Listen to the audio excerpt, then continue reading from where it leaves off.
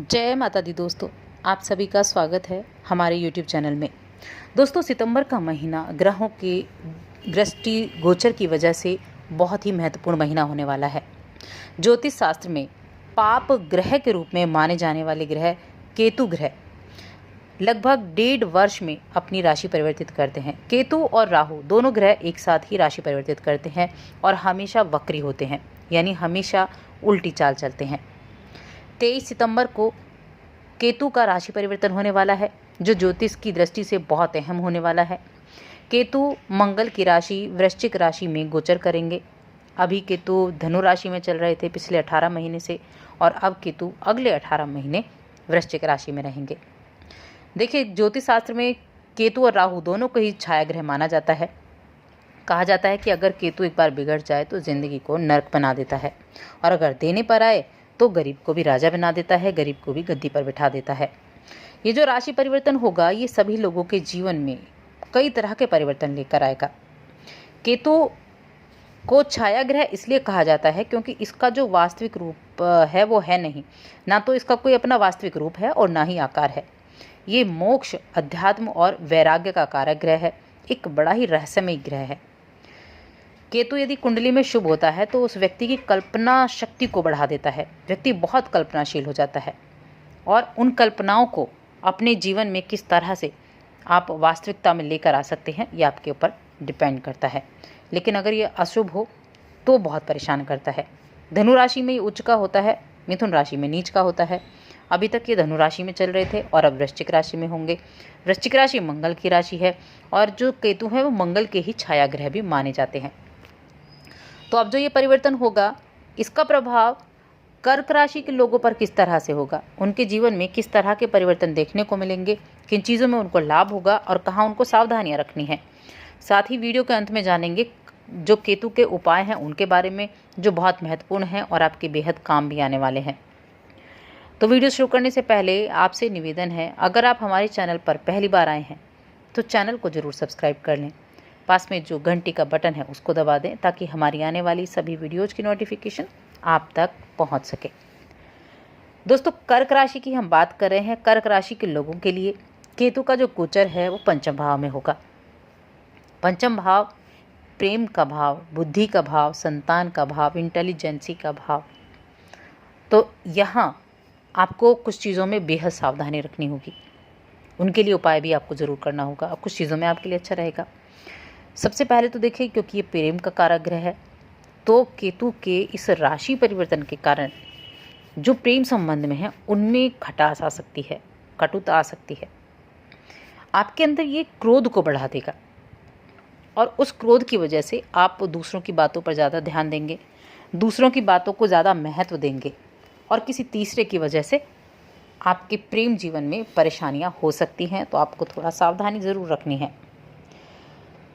इस दौरान जो कर्क राशि की महिलाएं हैं उनकी अगर हम बात करें तो देखिए, जो कर्क राशि की गर्भवती महिलाएं हैं उनको इस दौरान ज़्यादा सावधानी रखने की आवश्यकता होगी। आप सावधानी रखें और नियम से अपने कार्य करें। जो जो सावधानियां एक गर्भवती महिला को रखनी चाहिए वो सभी सावधानियां आपको रखनी है, बेहद संभल कर रहना है। और जिन लोगों की संतान है उनको भी अपनी संतान का ध्यान रखना होगा। इस समय आपको अपने बच्चों के ऊपर ज़्यादा ध्यान देना है, बच्चों के ऊपर विशेष ध्यान देने की आवश्यकता होगी। अब बात करते हैं कि किन चीज़ों के लिए ये जो केतु है, किन चीज़ों के लिए लाभदायक रहेगा। ये तो हुई सावधानी वाली बातें। अब किन चीज़ों के लिए आपके लिए लाभदायक रहेगा। अगर आप विदेश जाना चाहते हैं, विदेश में पढ़ाई करना चाहते हैं, विदेश में बसना चाहते हैं, नौकरी के लिए जाना चाहते हैं, तो आपके लिए बहुत अच्छा है, क्योंकि विदेश का कारक ग्रह भी केतु माना जाता है। हालांकि ये जो अभी जो समय चल रहा है, यहाँ विदेश जाने की कम ही संभावना है, लेकिन जो योग है वो बड़ा ही प्रबल है आपके विदेश जाने के। रुका हुआ धन आपका वापस मिल सकता है। किसी के पास अगर पैसा फंसा हुआ था और आपने काफ़ी कोशिश की, वो नहीं मिला, तो इस अवधि के दौरान आपका पैसा फंसा हुआ मिल सकता है। पेंशन रुकी हुई थी या किसी भी तरह से आपका जो धन है वो रुका हुआ था, तो वो उसके मिलने के चांसेस आपके बढ़ जाएंगे। यात्राओं का योग है। लंबी यात्राओं का योग बनेगा, कहीं दूर यात्रा पर आप जा सकते हैं। धर्म की यात्राएं आप कर सकते हैं, यानी धार्मिक यात्राएं आप इस दौरान कर सकते हैं। काम के सिलसिले में ज़रूर सावधानी रखनी होगी। और देखिए, उन लोगों के लिए भी ये समय काफ़ी अच्छा है जो किसी खुफिया विभाग से जुड़े हैं, या आप किसी ऐसी जॉब से जुड़े हुए हैं, इंटेलिजेंसी के जॉब से जुड़े हुए हैं, बैंकिंग के जॉब से जुड़े हुए हैं, तो उन लोगों के लिए भी ये समय जो है काफ़ी अनुकूल रहेगा। विद्यार्थियों को मेहनत ज़्यादा करनी होगी। जितनी आप मेहनत करेंगे उसके अनुरूप ही आपको फल देखने को मिलेंगे, तो इसलिए आपको अपनी मेहनत पर ज़्यादा ध्यान देने की आवश्यकता होगी। देखिए, आपके अंदर सृजनात्मक शक्ति बहुत अधिक होगी इस दौरान, और अगर आपकी कुंडली में जन्म के समय केतु पंचम भाव में स्थित है तो कमाल की शक्ति, कमाल की रचनात्मकता, कमाल की कलात्मकता आपके अंदर होगी। बहुत अंतर्मुखी होंगे, अपने हर चीज़ को सुलझाने में कामयाब होंगे। शिक्षा प्रतियोगिता के क्षेत्र में बहुत आगे तक आप जाएंगे अगर आपकी जन्म कुंडली में केतु पंचम स्थान में है तो। इस दौरान नौकरी करने वाले लोगों को बड़े पदों तक पहुंचने में देर नहीं लगेगी। अगर आप नौकरी करते हैं और आप काफ़ी समय से आपको ये था कि आपकी प्रमोशन होगी और आप रुक जाते थे, तो ये वो समय होगा जब आपकी प्रमोशन हो सकती है, आपको ऊंचा ओहदा दिया जा सकता है। इसके लिए लेकिन आपकी जन्म कुंडली में केतु का पंचम स्थिति में होना बहुत ज़रूरी है, तब जाकर आपको ये बड़े पद पर पहुंचा सकता है। हाँ, आपके अंदर कल्पना शक्ति को ज़रूर ज़्यादा कर सकता है, तो उन कल्पनाओं को आपको किस तरह से वास्तविक रूप देना है, ये आपको ध्यान देना है। और ऐसा भी नहीं है कि केतु की जो स्थितियां हैं वो 18 महीने तक ऐसी ही रहेंगी। देखिए, केतु के साथ दूसरे ग्रहों का भी प्रभाव देखा जाता है। केतु के साथ जब जब दूसरा ग्रह बैठेगा, युति करेगा, चंद्रमा की युति होगी, बुध की युति होगी, सूर्य की युति होगी, मंगल आएंगे, तो जब जब केतु के साथ दूसरे ग्रह बैठे होंगे तब तब उनके प्रभाव बदलते रहेंगे।